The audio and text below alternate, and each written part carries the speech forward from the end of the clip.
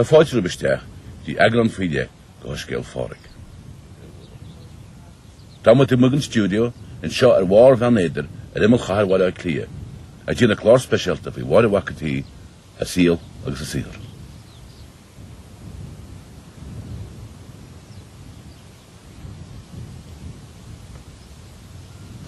I bhhair wacatí, Gentle the leabhar same age at the state, go a fíocht ag chulachan in it sóg, chun tú síos ar achtar óglaí ar a deitheh idir léh filiach le féosach ar a nintin, ar áit differlig an bhiliocht sa síl ag an amsin.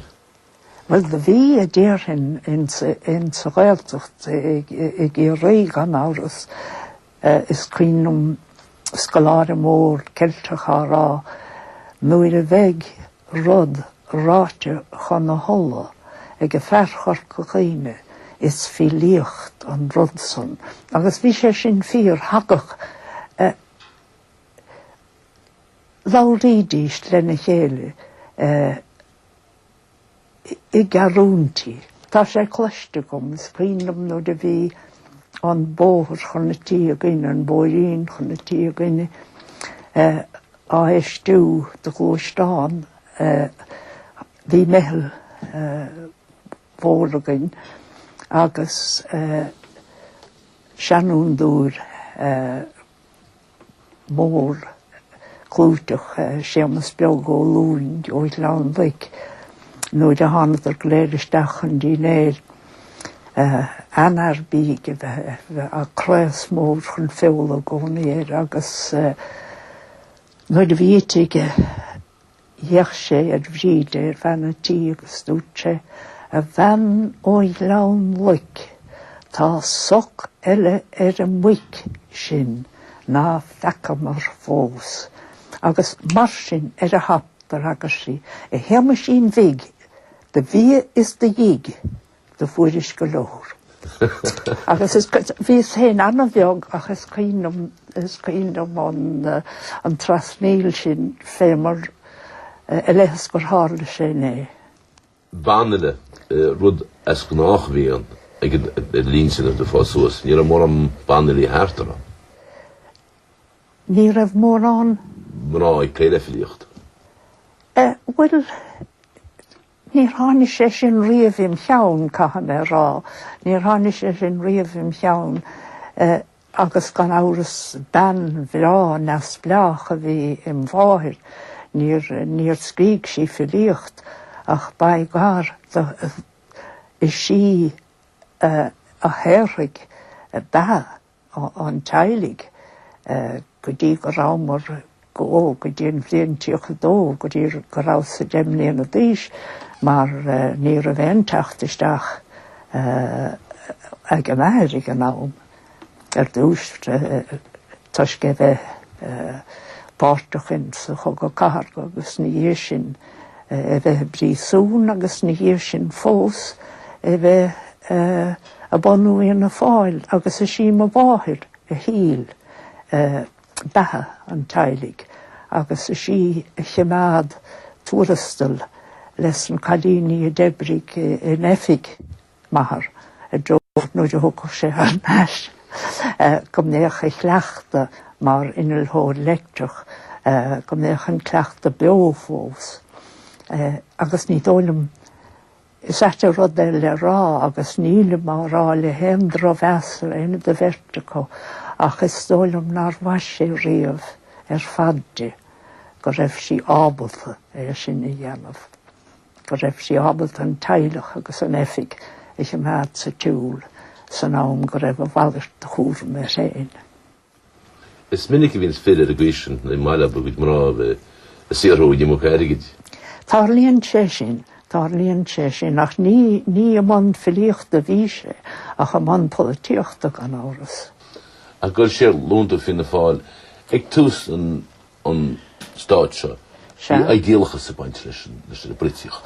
Well, bhí leis an dáthebh a stólam ní chridan tú cóga catharga gan idealachas éigean a bheith leis tíirtó. Ní bharíon bráthar ná ní tá sa got ní sculptor teilig monamíon idealachas éigean leis tíirtó.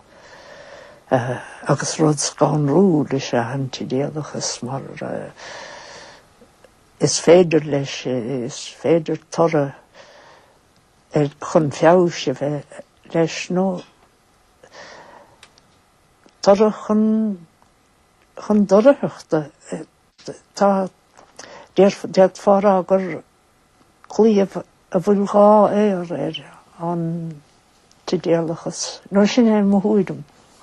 Is féidir golchan sochar agus is féidir do anna gochar a dhéanamh sin mo húidum tar réis a bheith beo chófadas a sin mo húidum.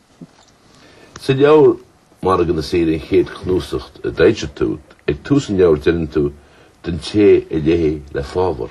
Cefar tú go cúnach sin faoi do go déibre?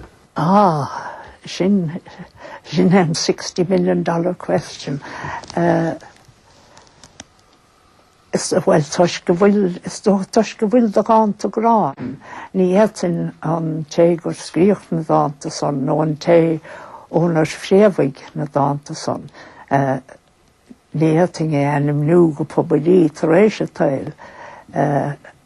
Bhí sé an pósta agus ba bhean óg nár fós mise agus ag an nám cé go bhéad fá éonrad ba bhaileat a rá mar jaall chúrsaí gnéis agus le héad insachail an tuisnar i ggéine tú ach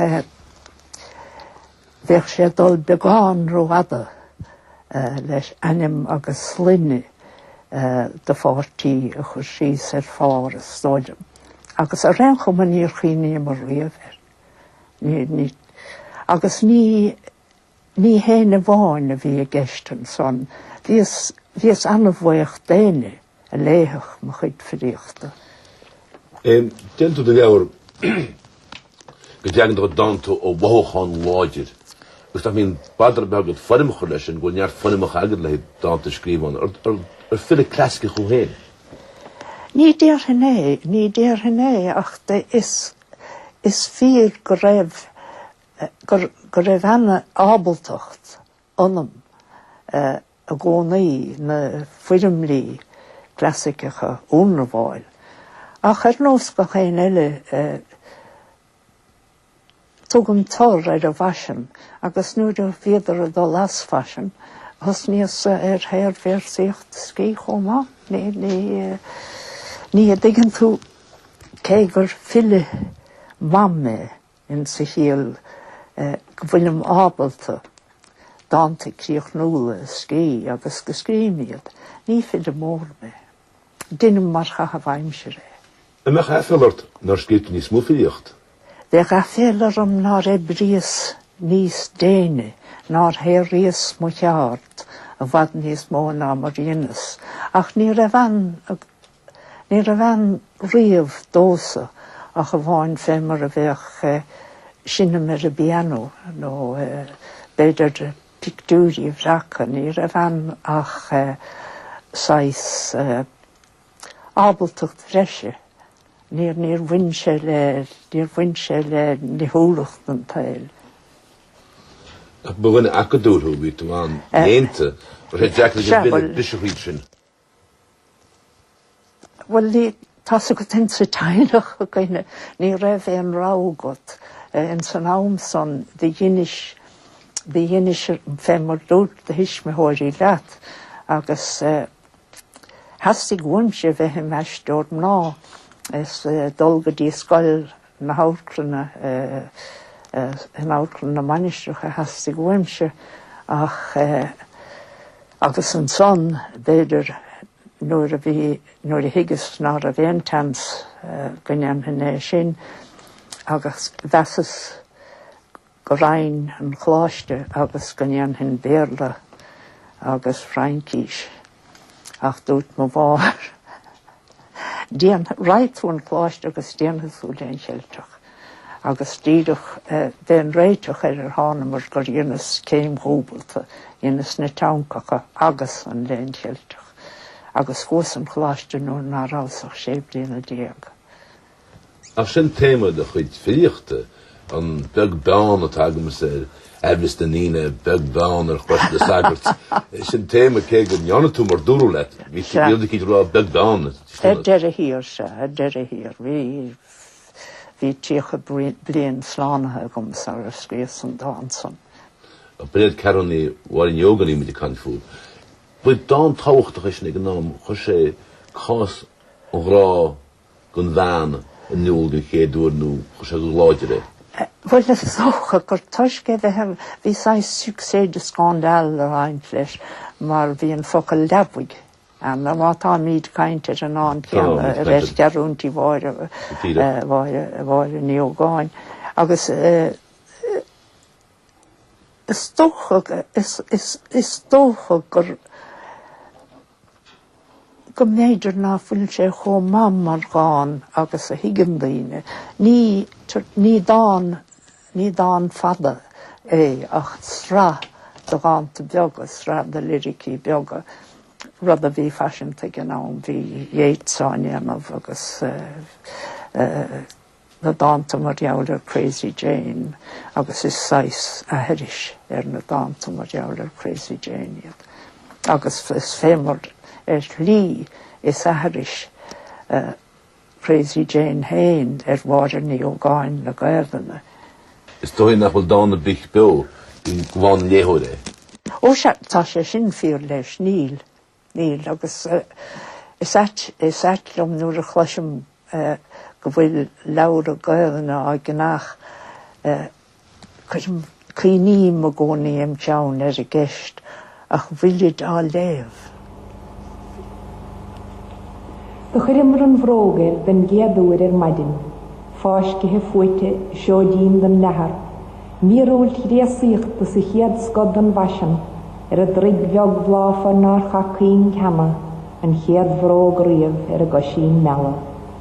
A bhuiní na chrístig ha leta satilt, bhuiil an baun nós a go teann a dalamh, tóg an ceann gleote go clóchasach dain, lena bhín firtúid hiúil is it hasamh, iad de mo glún is chóluas ag mechthain.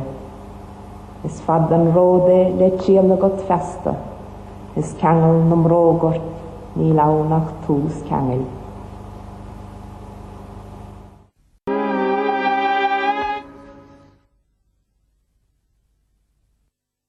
Dyn y cygyddi, lactw post sy ring gnoi achsam.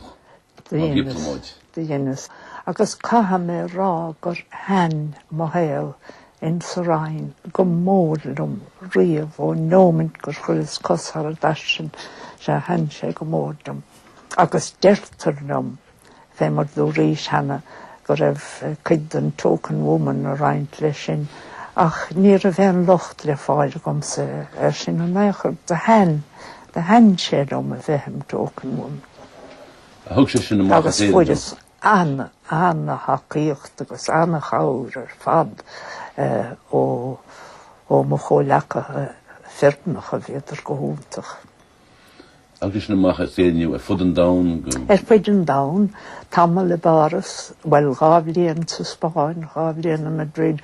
Bhí sé sin deacair go mar san ámson níor a bhéan chead ag a ben feimiú in Sotel Pobalí.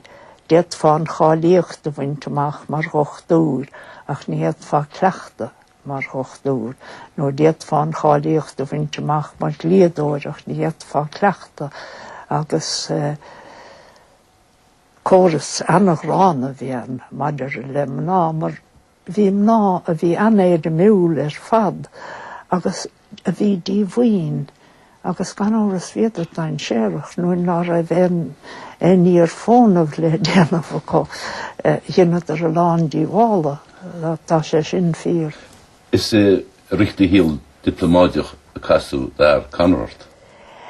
Wel, bhí aine go mo gcónaí ar chanar, bhí aine a go méir sarar chósasteach in Sarain gnóthaíachtrach an éachar, nuair a bhí a gobar ar chór, nuair a bhí is cuirtí cór le chéile ná duine a báist lísan ag an ámsan, agus bhí buintige chun chór na himmel bhí buinte go leis ggóchaidir agus ach gan áras bhí isagum le héidir bheith an riamh. A bheith sin ráite hainsim le chéile san Afric? Rimis sin an chéad bhliain a bhí éire ins na náisiún Aontaithe tháinig chun chóra bhaile a gcóna nolog agus casach ar a chéile bhán sóisial sin ag an am agus bhí geall mór agin mar geall ar a dáchan a bhí techt agus dút sa go dúcach fianna fáil hanneis le mórmh am Lán agus dínéir a bhí geistin sa geall agus chuig chuna chóir hanneis go nó áireach agus dút sin son gur dhéann sé héin a Lán airgid trí geall a chur ar réana fáil a hecht tarneis agus de hánad ar tarneis ní nach úntach agus chumar amach go dtí an dínéir seo a bhí buite gomsa gnóthe gomsa agus ní récha mar siar na dhé sin é mar hála políocht a thug le chéile sin. Ach sin grá chuine le chéile sin? Well, is tócha ná den fantach ó fadasan leis mar na meach grá éigen ag eist. Ach dína mi dearmad freisin ar amsir chango gur an crochúr an lár Well, é gan áras ní a bhéin dáramh le dá néarnach éon eile in sa Rhein, éon efigech a bhí fé mórdathe se in sa Rhein an rud a dhéanasa. Ní anhin go dtí go raibh réad a rasan sé a bhí café amachchéad, mar de hógus am a leihananta síide agus fuas amach go dtíon Congo. Asmas dúim héin agus... Bhuiinn te a sílamháin agus tú sílamhile? Well, se agus an son fé mar deirech mo cháidir am a gcónaí níor chágaid sé tuairisc pósta chur amach bhí sé ar fuid ga chéan fápéir nuachta in ann an bhéarla agus a bhí. Bhí kunspóid mór an ag an am? Da bhí. Ach sin bheith sé ró achrannach a stóilm dul isteachins na cúrsaí sin inis. Da bhí a lán camaléireachta geiste. Bhí sé hagan chango go dtí áit níos túnas na Africána. Ba taim hagan sin? Well, go bhí gan áras bhí na tíre Africacha na nuathíre, na náisiún san Afric. Bhíidir ar fadbá gúlinn tuis gur hasímar a gine na melgach agus a gine na sasanach agus a gine an airigid idir náisiúnta agus de fuisk na chór cuide ó Kwame Nkrumah techt amach agus gníomhú mar cheann agadúil